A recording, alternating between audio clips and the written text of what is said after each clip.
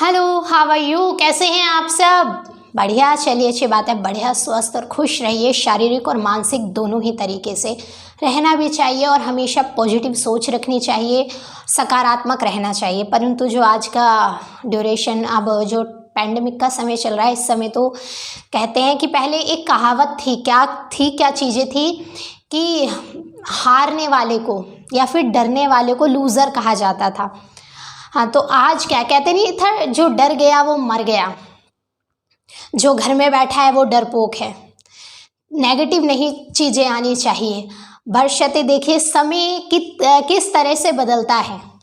आज हम चाहते हैं कि हम डरें, जब हम डरेंगे तभी हम बच सकते हैं। क्यों? क्योंकि जब हम डरेंगे, आज के समय जो पैंडेमिक का ड्यूरेशन चल रहा है, कोरोना का समय, इस समय अगर हम डरेंगे तो हम सिक्योरिटी के हिसाब से काम करेंगे, अपने हिसाब से, यानी कि हम अपने आप को सैनिटाइज करेंगे, समय समय पर घर में साफ़ सफाई रखेंगे, हेल्दी फूड्स खाएंगे, इस तरीके की चीज़ें कंज्यूम करेंगे जिससे हमारी इम्यूनिटी बूस्ट हो, इस तरीके की चीज़ें खाएंगे। यानी कि डरना बहुत ज़रूरी हो गया इस समय। कहते हैं ना, समय कब बदल जाए पता नहीं चलता। पहले यही कहावत थी कि जो डर गया वो मर गया, परंतु ऐसी नहीं है। इस बार कहावत बदल चुकी है, कहावत हो चुकी है, जो डर गया वो बच गया। और पहले कोई चीज़ अगर कहते थे भाई नेगेटिव नहीं होना चाहिए, नेगेटिव, इस समय अगर आपकी रिपोर्ट नेगेटिव आ जाती है तो उससे बड़ा सौभाग्य तो कुछ होता ही नहीं है। तो देखिए, समय है, समय का पहिया चलता है, कैसे बदलता है, कैसे चीज़ें, कब कोई सी चीज़ अच्छी हो जाए और कब कौन सी चीज़ बुरी हो जाए पता नहीं चलता। तो डरने की बात करने वाले हम या की है हमने, ये तो यही सही बात है। देखिए, कोई जनरल बात ही बताई है मैंने, कोई बड़ी बात तो नहीं कही आपसे कि इस बार अब डरना ज़रूरी है, क्योंकि डरेंगे, थोड़ा डरना भी ज़रूरी है। और ये सिर्फ इसलिए नहीं कि पैंडेमिक में ही डरना ज़रूरी है, नहीं, जब आप यूपीएससी का एग्ज़ाम देते हैं या फिर अपने गोल सेट करते हैं तो उसमें भी डरना बहुत ज़रूरी है। जब आप थोड़े डरेंगे, कॉन्फिडेंस अच्छा है परंतु ओवर कॉन्फिडेंस बहुत घातक होता है। कॉन्फिडेंस में थोड़ा सा डर भी होता है, डर की वजह से आप प्रैक्टिस करते हैं, अपने आप को रोज़ बेहतर बनाने की प्रक्रिया में लगे रहते हैं, जिससे के कारण आप बहुत अच्छा परफॉर्म करते हैं। परंतु अगर आप ओवर कॉन्फिडेंस में होते हैं तो आप कुछ प्रैक्टिस ही नहीं करते। आप सोचते हैं बस सीधा जो तीर मारूंगा 100 में से 100 का एग्ज़ाम रूम में ही मारूंगा है, या फिर जो प्लेटफॉर्म होगा जिस पे जाके आपको प्रदर्शन करना है या जहाँ जाना है आपको, आप वहीं जाके 100 में से 100 लेने वाले हैं। ऐसा नहीं होता। Practice makes a man perfect. चलिए, तो आज हम बहुत महत्वपूर्ण विषय, सब्जेक्ट के बारे में चर्चा करने वाले हैं। आज हम बात करने वाले हैं, पेपर 3 में आता है ये सब्जेक्ट। पेपर 3 में बहुत सारे सब्जेक्ट्स आते हैं, ऐसी नहीं है कि सिर्फ यही आता है। आपका होमवर्क है कि आप पता कीजिए कि जीएस पेपर 3 में इसके साथ जो आज हम शुरुआत करने वाले हैं, इसके अलावा और कौन कौन से सब्जेक्ट्स अर्थात विषय आते हैं। आज हम बात करने वाले हैं आंतरिक सुरक्षा के बारे में, इंटरनल सिक्योरिटी के बारे में आज हम बात करने वाले हैं। इंटरनल सिक्योरिटी, इंटरनल आंतरिक सुरक्षा, एक सिक्योरिटी इंटरनल यानी कि अंदर, आंतरिक, अंदर के स्तर पर, आंतरिक स्तर पर, एक बाहरी एक्सटर्नल, जैसे आंतरिक से तात्पर्य जैसे कि आप बॉडी के अंदर आप की इम्यूनिटी बूस्ट होनी चाहिए, एकदम ब्लड प्यूरिफायर रहना चाहिए, कोई इंटरनल प्रॉब्लम ना हो।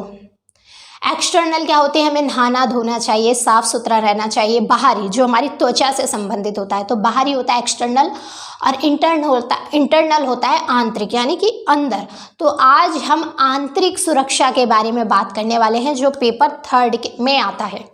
सबसे पहले हम जानेंगे कि आंतरिक सुरक्षा पढ़ना ज़रूरी क्यों है। देखिए, आपने कहावत भी सुनी होगी बहुत बार, नहीं तो समझी और जानी होगी कि बाहर वालों से तो निपट लिया जाए, पर उनका क्या, जो अंदर ही बैठ के धीरे धीरे धीरे धीरे धीरे धीरे देश को खोखला करे जा रहे हैं। तो बाहर से तो निपट लेंगे, बाहर के लोग तो चलो दिखाई भी दे रहे हैं कि ये हैं, वो दुश्मन है, उनसे निपटना है, उससे इस स्तर पे, पर अंदर के लोग, कहते हैं ना, घर के भेदी को कहाँ से पकड़ें।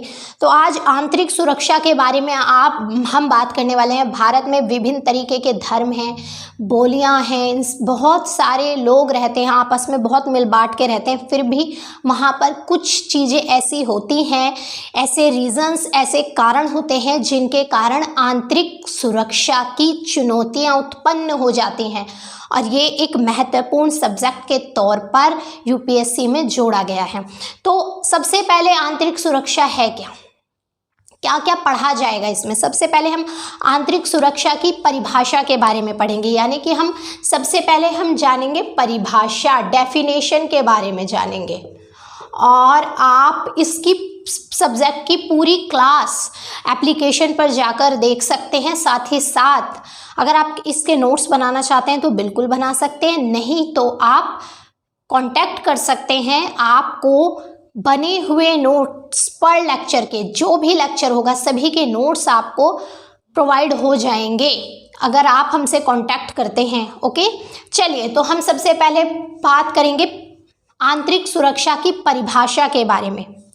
उसके बाद हम सबसे पहले जो चीज़ें पढ़ेंगे वो पढ़ेंगे कानून व्यवस्था के बारे में, क्योंकि जब हम इंटरनल सिक्योरिटी पढ़ रहे हैं तो कानून व्यवस्था पढ़ना बहुत ज़रूरी है, क्योंकि कहीं ना कहीं वो जिम्मेवार होती है, एक दूसरे के कारक हैं। जिम्मेदारी होती है कानून व्यवस्था पर आंतरिक सुरक्षा के।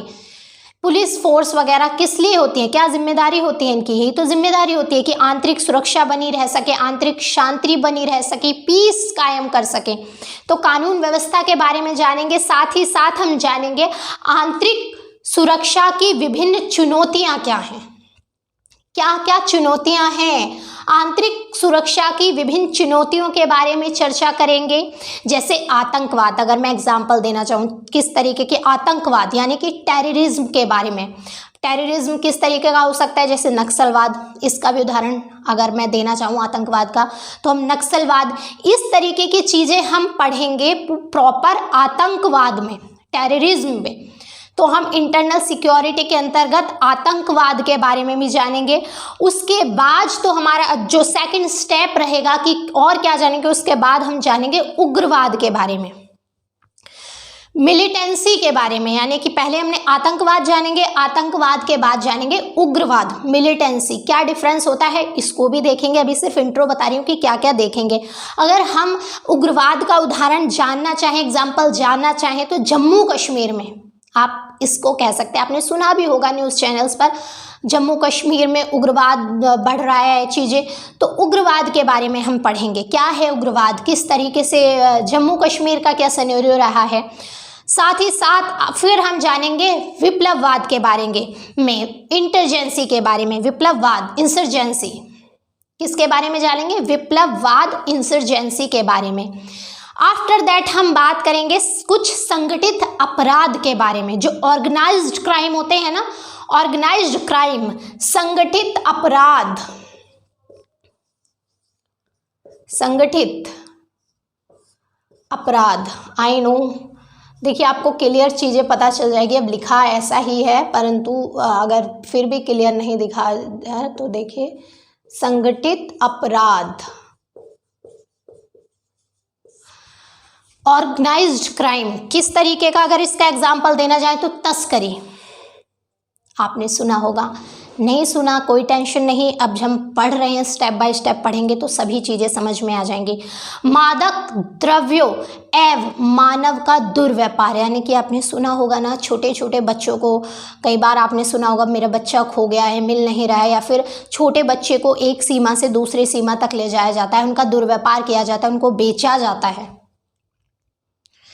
ये चीज़, ये बहुत आपके आसपास की ही चीज़ें हैं। यूपीएससी में कुछ ऐसा नहीं है कि बहुत पता नहीं कहाँ से स्पेस से आपको चीज़ें बढ़ा दी जाती हैं जो आपको पता ही नहीं है। ये सब चीज़ अगर आप थोड़े भी अवेयर हैं, थोड़ी सी भी जानकारी रखते हैं, अवेयरनेस आपके अंदर है, तो आप इन सब चीज़ों के बारे में बहुत अच्छे से जानते होंगे। उसके बाद हम अवैध हथियारों का दुर्व्यापार, यानी कि हथियार, वेपन्स होते हैं ना, अब एक तो लीगल होते हैं जिनका लाइसेंस होता है, एक इनलीगल तरीके से भी लोग रखते हैं। तो अवैध व्यापारों के, वो आते भी तो होंगे कहीं से, सीमा पे तस्करी होती है, उनका इधर आना जाना होता है एक सीमा से दूसरी सीमा में।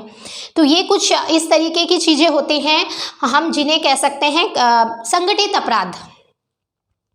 ओके, तो ये सारी चीज़ें पढ़ेंगे। उसके बाद हम आर्थिक अपराध के बारे में भी पढ़ेंगे, जिसमें धन शोधन, धन शोधन के बाद हम नकली मुद्रा, नकली नोटों की आपूर्ति होती है ना इधर से उधर बड़े स्तर पर। तो अगर मैं आपको आर्थिक अपराध हमने संगठित अपराध देखा, उसके बाद हम पढ़ेंगे आर्थिक अपराध के बारे में। आर्थिक अपराध के बारे में हम क्या पढ़ेंगे? हम पढ़ेंगे धन शोधन के बारे में। क्या है धन शोधन?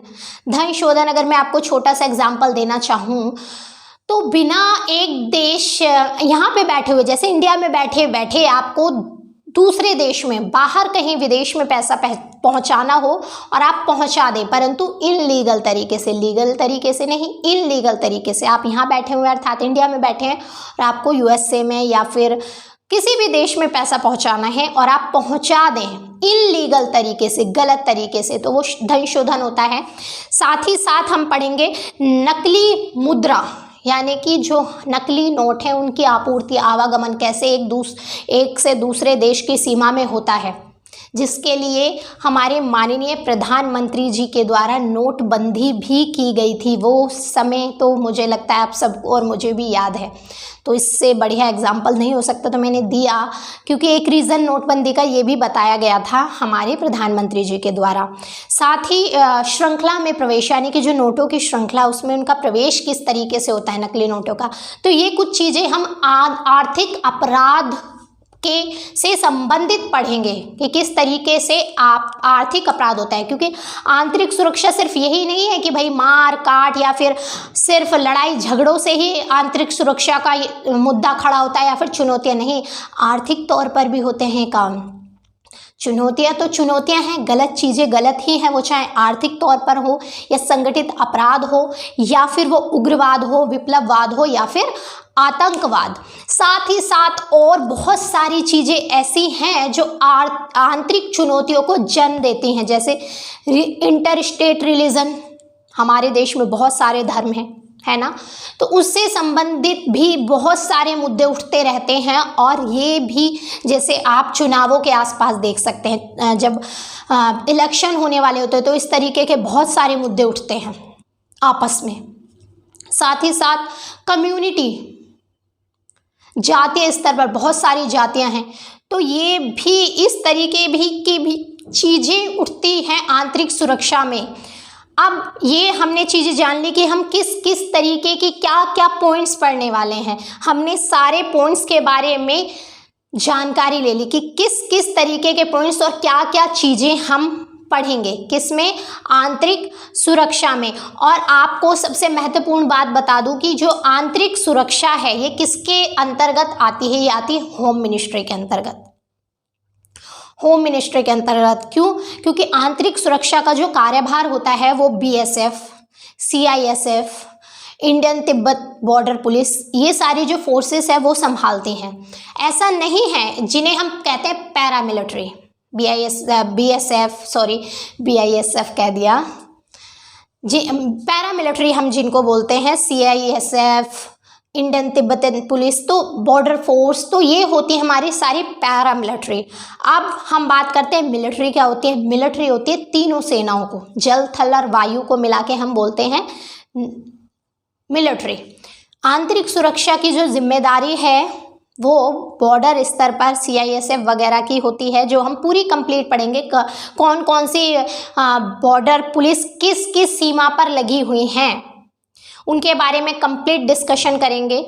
साथ ही साथ क्या सिर्फ पैरामिलिट्री की जिम्मेवारी है या फिर मिलिट्री भी आगे आती है, उसके बारे में भी जानेंगे कि क्या रोल है पैरामिलिट्री का आंतरिक सुरक्षा में और मिलिट्री कब आगे आती है।